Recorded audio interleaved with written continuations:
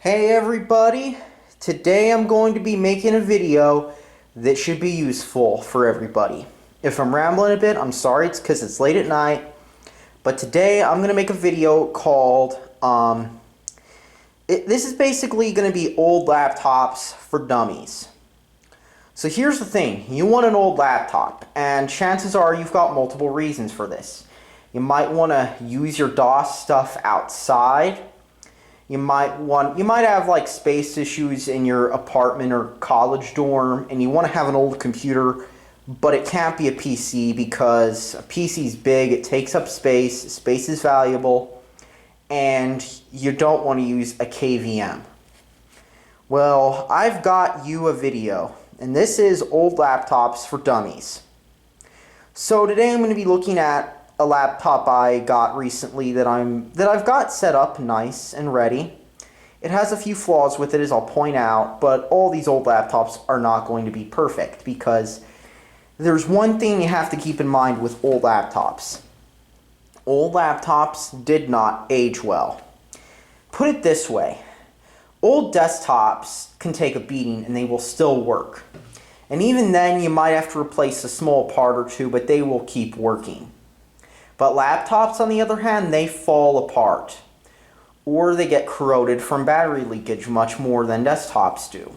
I mean, desktops, you've got the 486s and 386s with the soldered on clock battery, kind of like old pinball machines where they will leak and kill the board. And it's much harder to fix than an old pinball machine because those boards were through hole, they were much simpler. These are surface mount, and they can take out a lot more when a battery leaks. But anyways, I'm going to be showing you my Dell Latitude. So without further interruption, let's start.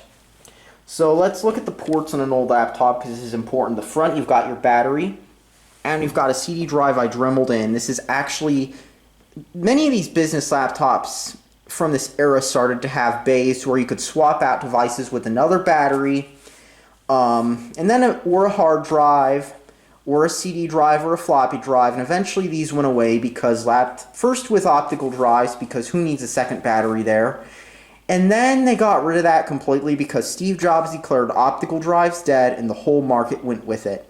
And then they couldn't put optical drives in super thin laptops anyway, because that takes up space for the long battery that they put in.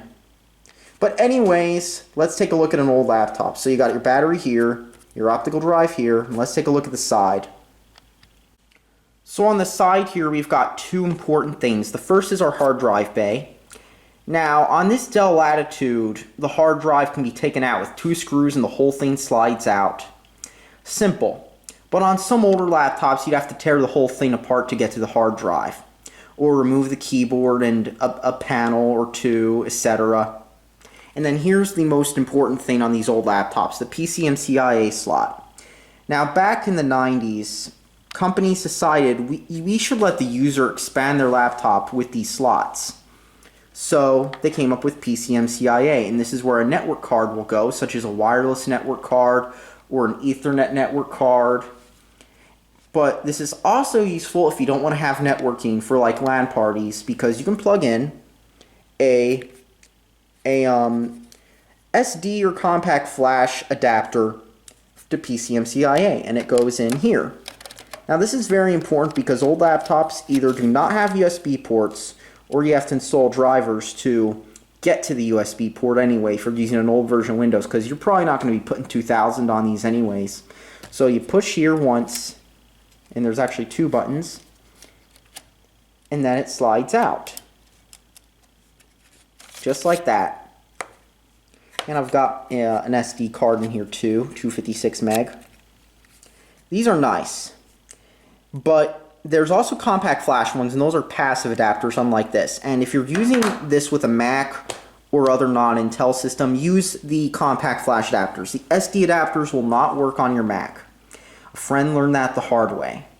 He bought one of those adapters, he used it on his PowerBook, it did not work. And this video is not about PowerBooks, but I'll talk about them more in the video, but don't buy them anyway. I'll tell you why not, but these are nice. If you get a CF1 if you have like a PowerBook though. So right here we've got our other ports. On the back we've got a fan. Many old laptops did not have fans, but as CPUs got faster they had to start putting them in. We've got our printer port or parallel port. We've got our USB adapter. We've got a docking station port.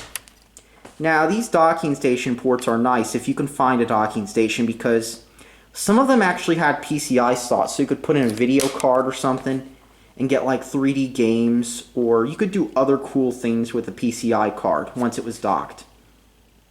We've got our serial port and our VGA port here. Serial ports are essential with old laptops if you want to use serial port devices, but especially if you want to use like a serial device like a Cisco switch, or if you want to like use it as a serial console with like Cisco switches or something. These are essential because they're much better than adapters, and that's why these serial ports were in laptops up until fairly recently for like business use, because HP would make these ProBooks with like 1080p screens, Skylake i5s and i7s, and serial ports. Because yes, serial kept going on for that reason. We've got our VGA port here, and we've got our PS2 port. Now you might notice how this is labeled. It's labeled keyboard and mouse, because you could plug in a mouse, turn it on, it would be a mouse. You'd plug a keyboard in, and it would be a keyboard. I would not hot swap these ports, but I know some people used to back in the day. And you could, but I would not recommend it. And if you're using a mouse, yeah, you'd have to restart the computer to get it to work. So we've got our sound card here. This is important because some old 486 laptops did not even have these. And good luck getting sound if you don't have these, because PCMCIA sound cards are expensive. That's why some people have been developing like parallel port stuff, because they want to get sound out of their old computer, but their old laptop on eBay didn't have them. And then we've got our power port. Now, worth noting is that on many old laptops, they did not standardize on barrel plugs, and these Dells and many old ThinkPads are prime examples of this. They did not have barrel plugs, so they have these weird things instead, and these square ports are prone to breaking. And then we've got our heatsink right here. Don't know if you can see it, but there's our heatsink for the Pentium MMX. Alrighty, let's open this up.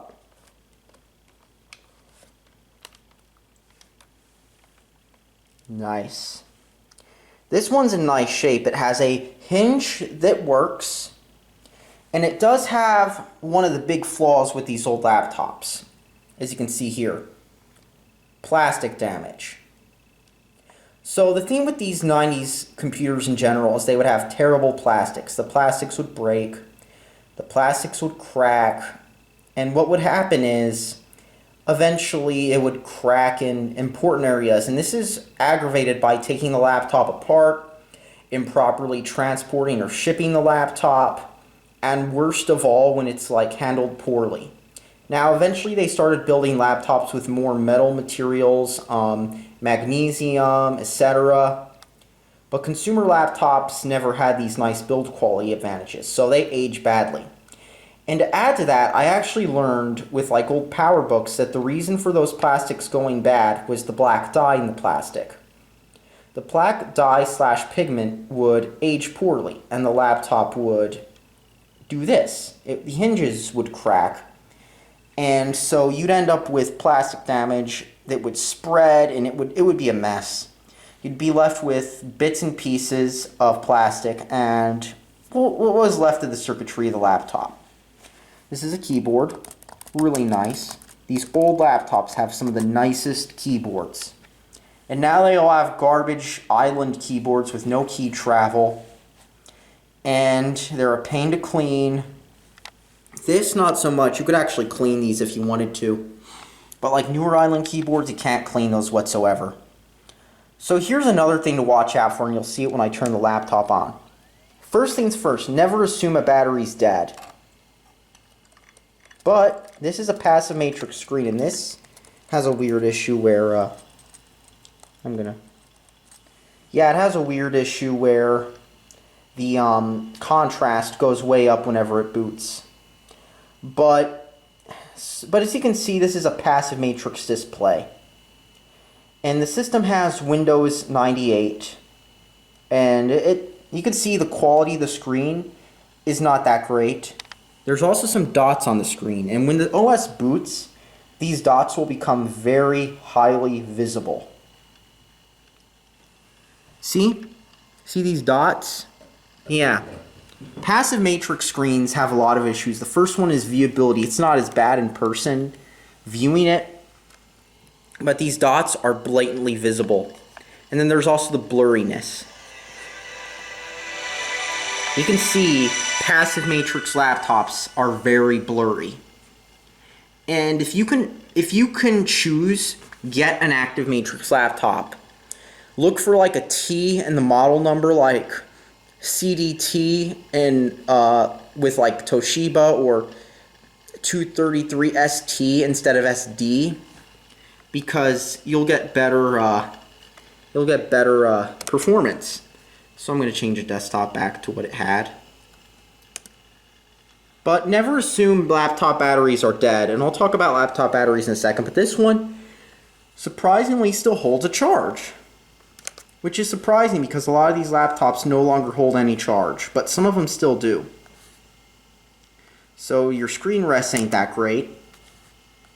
Screen rests didn't get high until like the Pentium 3, Pentium 4 era. That's when you started to have like super high res business laptop displays. And then even then they continue to be an option, like with 1080p screens versus 1366, 768. But I'm going to change the background back to none. We don't need backgrounds here. Sorry.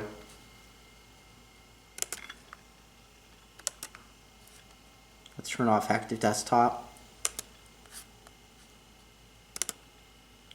So let's reboot into the BIOS, and I'll show you some things too. As you can see, even the mouse pointer is blurry.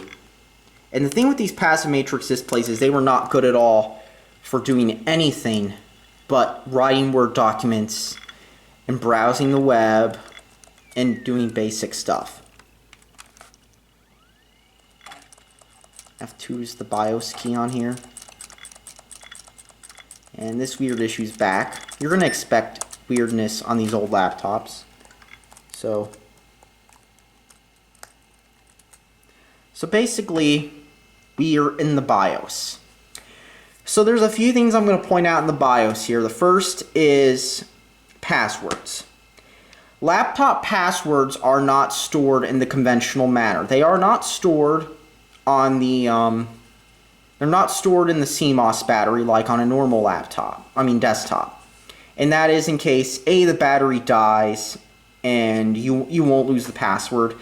B, it was done so that when you've got one of these laptops and somebody steals it, they can't just reset the password by pulling the battery like on a desktop, because these things they designed these things with the idea that someone was going to jack it from your bag. And it became much more of a problem with cell phones, which is why they got factory reset protection. But the thing is, if you want to reset a BIOS password on one of these, you got to do some unconventional tricks. Like, for example, one such trick is to go and what you got to do is you got to use password generators with these old Dells. Other times you've got ThinkPads where you've got to like short 2 pins, etc. on the chip. And then with these old laptops, you can't even get the password back anyway, because Dell support has no idea how to handle a 5-digit service tag. The records are probably no longer in their system even, because they expect 6 or 7-digit service tags. And then they're going to ask you for your receipt, who the original owner is, and they don't just call the original owner anymore. They actually will refuse to do it.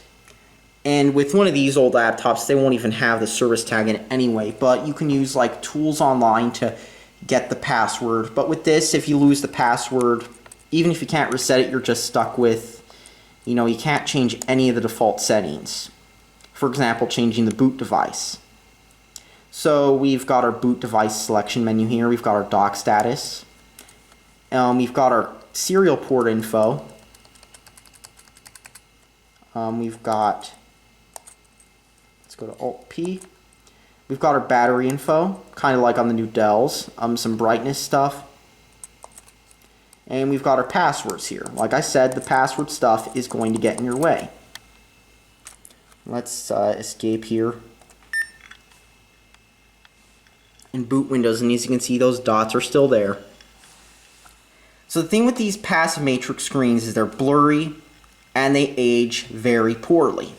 So when you're buying an old laptop, you do not want to have a passive matrix screen on your laptop whatsoever, unless you just want to do programming with like Turbo Pascal or Visual Studio, or you're like using the laptop to like administer devices, or you're using the computer to do stuff like I don't know, write documents without distractions of like 20 social messenger apps.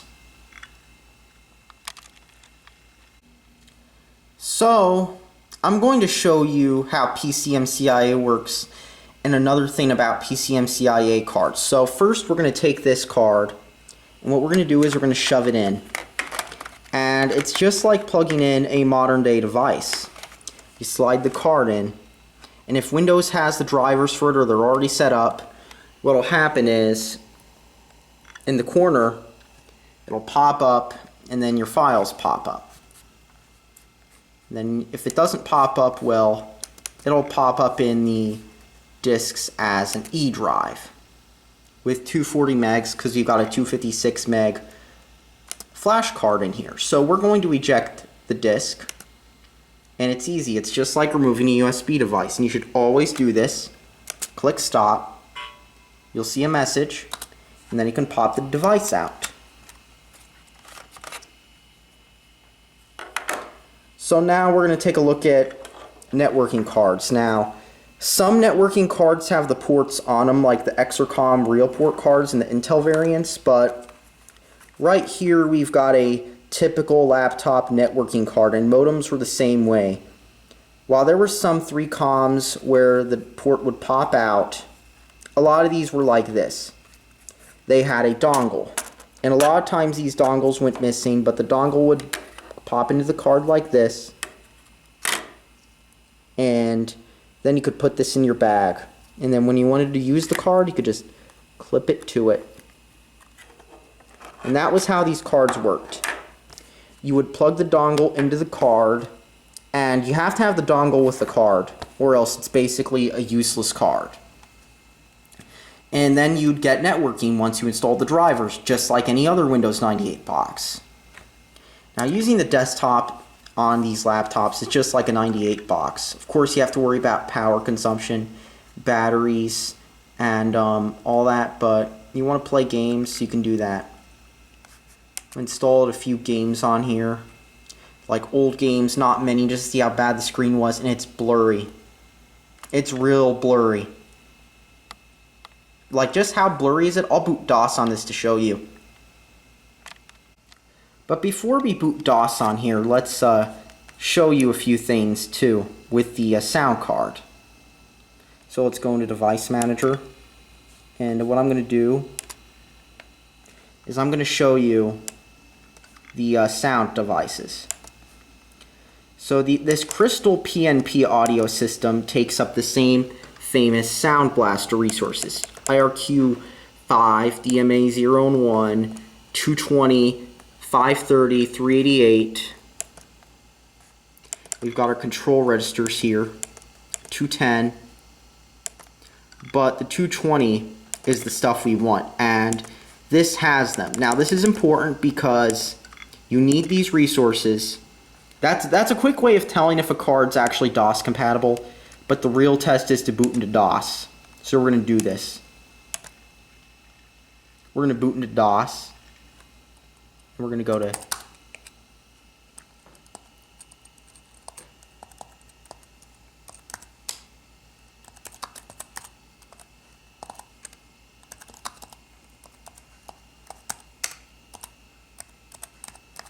and here's why you don't want a passive matrix display.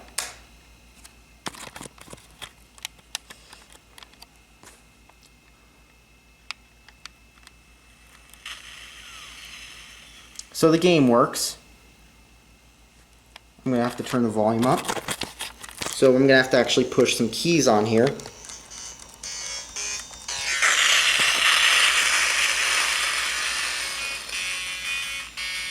But we're getting FM sound, we're getting Sound Blaster sound. There's one huge flaw. That is the screen.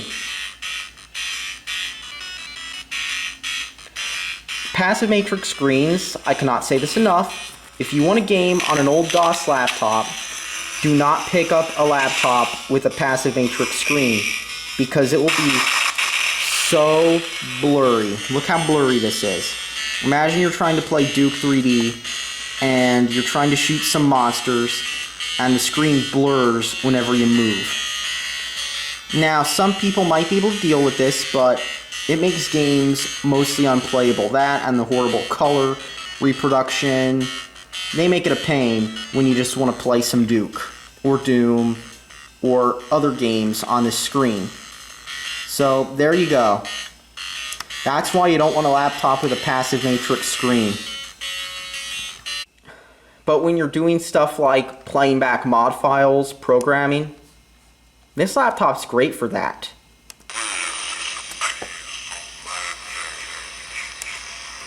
You can't see the waves very well, but you can hear the jams real loud. You can hear that real loud. And as you can see, you've got Sound Blaster support. Hell yeah!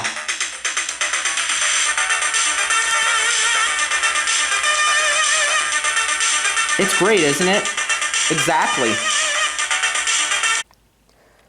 Now let's take a look at some of these design flaws in these laptops. Now I'm mostly focusing on the mid to late 90s period, but here's some design flaws other than passive matrix screens. And I've already mentioned the plastic issue, obviously, but here's another biggie design flaw. Let's take this laptop open, and there's no weight here, so I gotta push the hinge open. It's taken some more force to open. It's nice. It's a Dell Inspiron 3700. It's got an ATI Rage video chip in it. No FM capability, sadly. It's got a nice keyboard, as you'd expect for these vintage laptops. Like, this keyboard is euphoria for your fingers. It is amazing. It's got an active matrix display, but when we pop it open a little more, let's just show you the issue.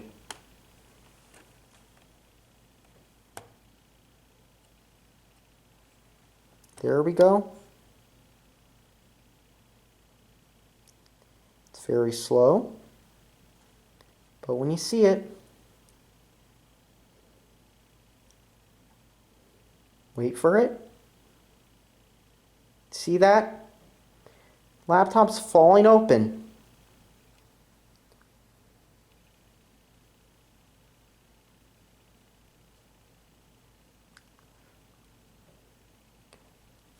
So if you didn't notice, the hinge on this laptop is going out. And specifically in the sense that it won't stay open. You move it a little bit, it'll start to fall open. Especially if we push it, you're just trying to adjust it to get a good angle, it will not hold its angle right. It's a bit tight, but it's just...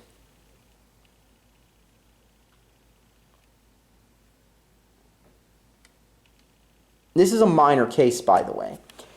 A lot of laptops, when their hinges go, they will just rip open. They'll tear pieces of the plastic because they bolted the hinge to the plastic, and it will fall right open. Now, the reason I talked about PowerBooks is PowerBooks are some of the worst laptops for plastic damage. PowerBooks will, without a doubt, fall apart on you. They will break plastic, and this goes all the way up to like the 1400, the 3400, all the way back to the 68,000 PowerBooks. It's a shame because PowerBooks are nice, they're unique, they're portable Macs, but they just don't last. They really don't, and this is a minor case of a hinge issue. I know someone else who had one of these Like it was the same exact model. It was 3800 actually. And the hinge tore apart like after years and years of use. And this was when these were more relevant.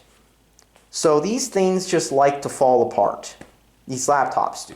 Not this model in general, but these laptop hinges just love to fall apart. And Pentium 4 hinges seem to be better. Like Pentium 4 era laptops, they seem to hold better, but this is just eh. So here's another vintage laptop I own. It's very bulky. As you can see from the side, I've got the screen popped open just a little so I can open it easily. But we've got a CD drive and a floppy drive. It's nice and thick. But it's an old IBM ThinkPad 380D. The keyboard on this is Euphoria for your fingers. This is great. It's got the famous pointing stick, no touchpad here, no Windows key because IBM never put Windows keys on their ThinkPads. And it is all around one of my favorite laptops. Aside from several issues here, I'll point out two. But the first issue being that the battery is way since dead, and I actually took the battery out because the battery in this thing, basically what happened was it was leaking, so I took it out. So battery leakage happens with both the backup batteries and the main batteries in the systems, especially if they're nickel metal hydride. Lithium's not so much, but I have had a lithium battery leak in another machine I owned, so be careful, guys. We've got the usual stuff on this laptop, but the first thing we have here is some other plastic damage. This is with the keyboard assembly. It's a chip here, not the hinge. Another thing I like about the ThinkPads is they have physical sleep switches. There's no stupid switch. They're basically the Dell Latitudes have switches that can go bad, but this, when you want it to go to sleep, it goes to sleep. Which is nice because these laptops a lot of times have these switches go bad. So if you want to use this as a laptop, you'll want one of these switches because they just don't go bad as much. That's a fact. Now there are some other quirks and features about these ThinkPads or laptops in general. Many of the older ones don't stretch the DOS screen out to the whole screen like that Dell did. Instead, it's in a border when you're not using the full resolution. So that's an issue, but this is an active matrix screen. So when I want to game, I can game.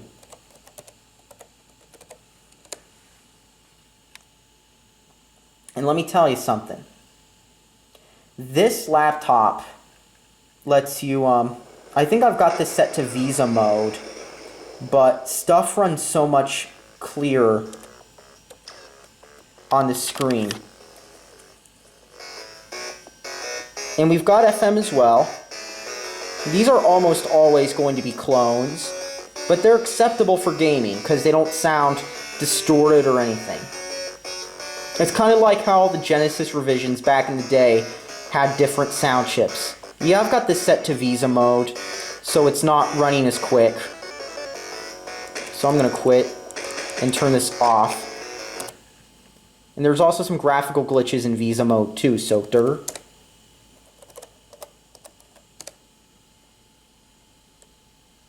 let's go to screen setup, normal mode, launch. There's actually less screen glitches when you do it in normal mode. And as you can tell, it's running in a border now, which is another flaw of these like older laptops with DOS compatibility. This is a minor one though, but still, active matrix.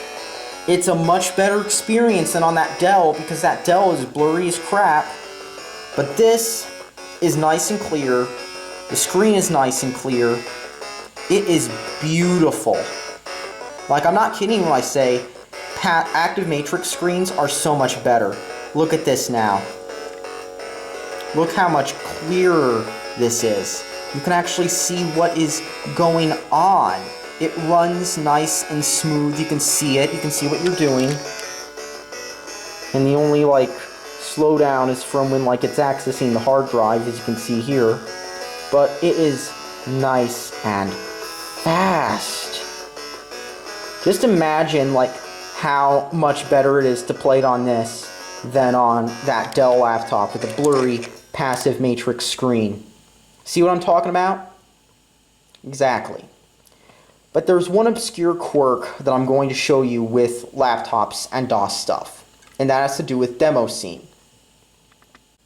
So let's run a DOS demo. Now, second reality I don't even have on this laptop because it breaks so bad. But this is a demo with timing issues, and it just breaks less than second reality does. So I kind of use this with old laptops to test them, to see how DOS compatible they are.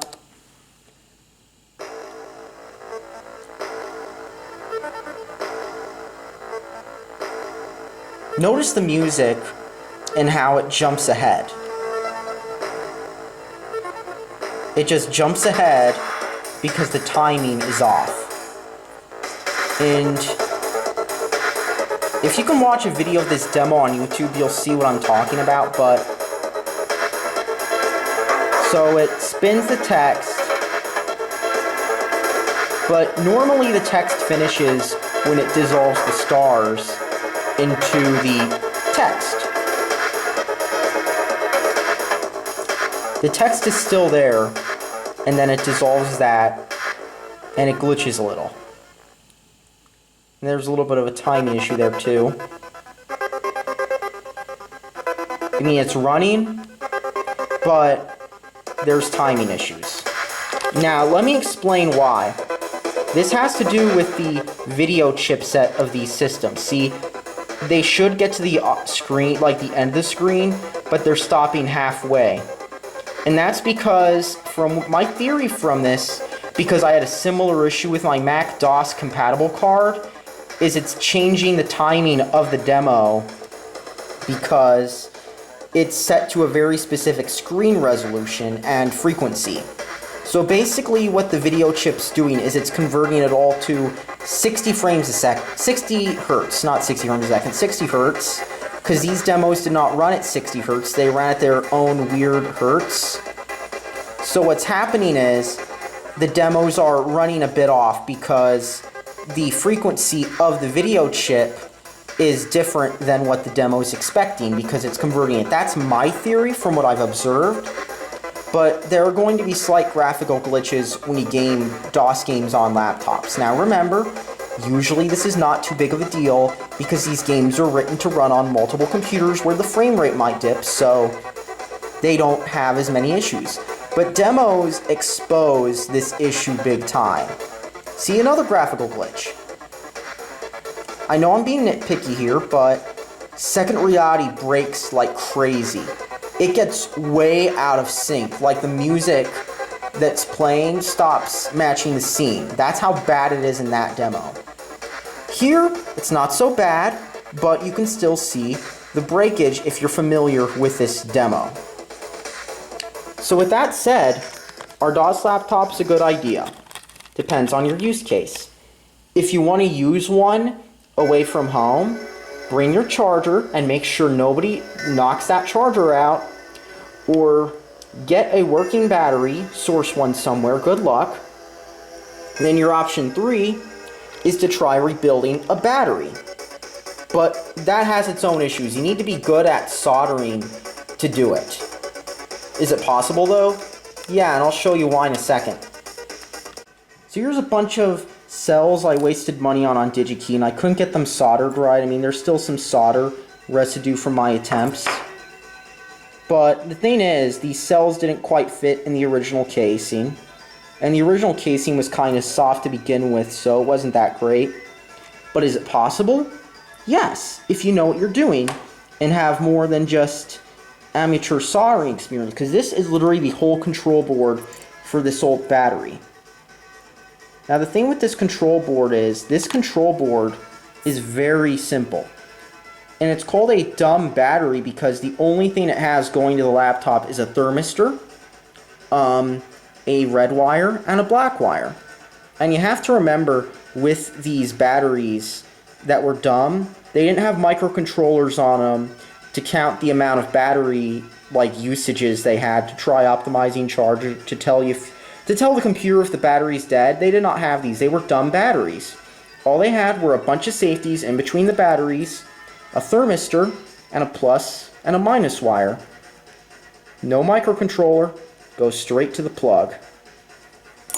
So, if you know how to solder, if you know what you're doing, if you can find a guy who can run a service for this, great. You can rebuild these batteries. But like a lot of things people online say are easy, it's kind of a pain in the butt to do properly. That's a fact. But hey, that's kind of what this video is telling you, all the weird things you'll run into with vintage laptops. That's why I'm trying to make this video, because there's a lot of weirdness. When you're scouting out laptops to purchase and deciding which era of computer to purchase, one thing you have to pay attention to is, first off, what kind of laptop is it? Business laptops are usually the ones to shoot for because they'll have active matrix screens, they'll have nicer build quality, etc., etc. They're not going to fall apart like a lot of consumer laptops will. And the second thing is CPU and sound chip. So the CPU, you're going to want to look for a Pentium. Usually this is what I look for.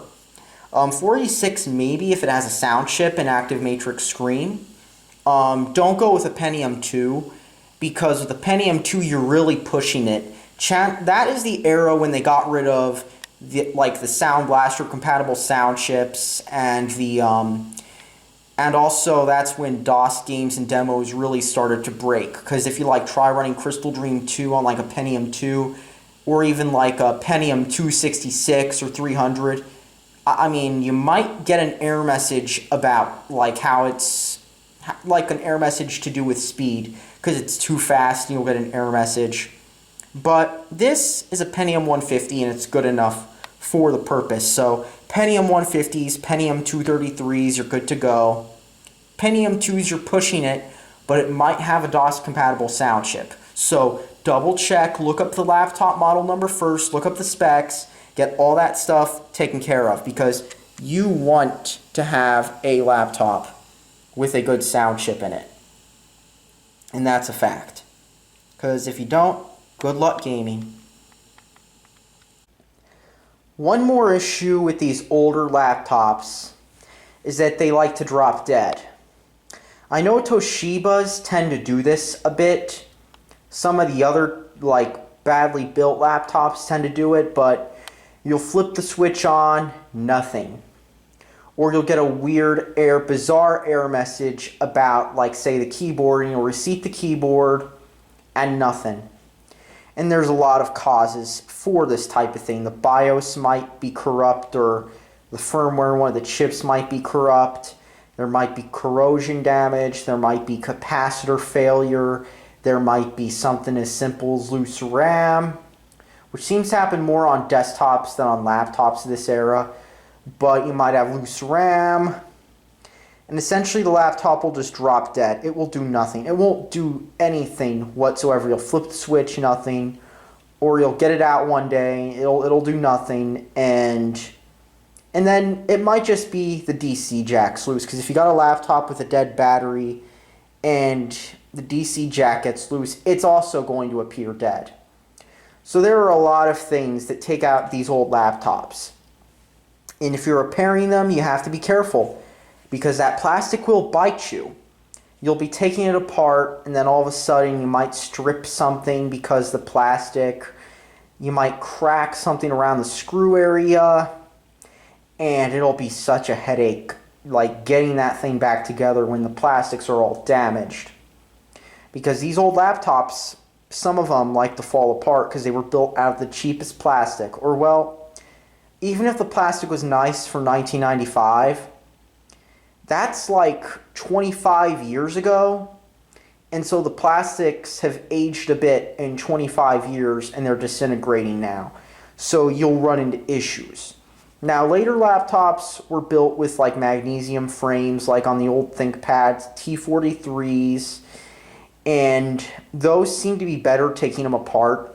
But even stuff like the old ThinkPad T20 era laptops are dropping dead. I mean, you can look on eBay, try finding a ThinkPad like T20, which is like a Pentium 3. Beyond the scope of this video, you won't be able to find many because they just drop dead from motherboard failure. And even if you find a replacement motherboard, it's kind of a ticking time bomb. And good luck recapping them because they probably used like surface mount caps or those low profile caps like on the Game Gears, so they might have already leaked and caused damage. These are just hypothetical issues that I've seen from other stuff like this causing other similar devices to drop dead, but you're going to be doing a bit of repairs on these old laptops, and it's a lot harder than on a desktop because everything's cramped. And then you have to reassemble the system to test the motherboard. It's a lot harder to bench test them. So yeah, these old laptops can drop dead out of the blue. And usually Toshibas do this, but I've seen like dead Dells, dead HPs, dead ThinkPads. So yeah. So to recap, are vintage laptops a good buy? Well, it depends on your use scenario, really. Do you want to go places? Buy one. Do you want to use your old DOS computer, like, in a cramped apartment complex? Go buy one. But if you want to, like, have something that'll be reliable and will run everything perfect, save money and get a desktop, by far. Plus, they're a lot more reliable, they're a lot more durable. And also, one more thing to note with these vintage laptops is some of them will go for ridiculous prices. Anything that's an IBM ThinkPad is going to go for a higher price because of both the brand recognition from IBM, the ThinkPad brand recognition, and the fact that many of these ThinkPads were damn good laptops in their day and are still good for DOS use. Well, not all of them, because like the 760 ThinkPads tend to have battery leakage problems and other build quality issues from what I've seen, and then the rubber paint tends to get nasty. But these ThinkPad 380s are actually quite good laptops when you get a working one. And they also don't use a rechargeable like nickel cadmium battery or nickel metal hydrate for the clock battery. They just use coin cells, which are solid and take much longer to leak. And of course, this one also has a floppy drive and a CD drive. If your computer does not have a CD drive, you're going to have to use a PCMCIA CD drive. Good luck with that, because you got to make a boot floppy with the drivers on it, and then put the disk in, and then use the drive. And then you also, if you don't even have a floppy drive, you'll have to install you'll have to install Windows with another computer, or you'll have to copy the DOS boot files and the Windows install files for like 95 and then load the installer. I actually had to do that with like a thin client of mine to get 95 on it. And then also expensive are librettos, because they're teeny tiny. They look like they're from a cyberpunk movie. There's Omnibooks. Those are ultra portables. They go for some money. Same with the old ThinkPad ultra portables. They go for big money when you find them, like 100, 150, etc. guaranteed. Omnibooks can go for more. Librettos can go for more. Some of the old Sony netbook style ultra portables go for money. But when you get your perfect laptop, they're nice. Oh, and also, PowerBooks can go for money, and they're unreliable. And Unix laptops, I hope you work a nice tech job in Seattle and have money left over from rent.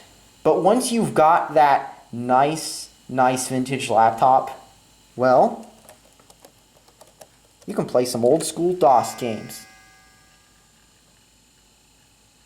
You can play those old school DOS games on the go, in your cramped apartment, or on your laptop. Doesn't this seem nice? Playing DOS games on your laptop? Exactly. Play those DOS games on your laptop. Get gaming. What else can I say? Get yourself a nice old school DOS laptop. And that's all that needs to be said, gamers. Once you get a nice old DOS laptop, don't expect it to be your main DOS computer, but it'll be a nice toy you can use for like going places, if you need an old computer to drive something, etc. You can't go wrong with one. Just remember, these are not end-be-all replacements for desktops. They never were. And they have quirks of their own. But once you get a working one, you'll love it. Guaranteed. At least whenever you get around to using it. So yeah. Just know what you're getting into. Don't expect a PC like a desktop. But once you get one, you can't go wrong. And that's all that needs to be said. Thanks for watching and subscribe for more.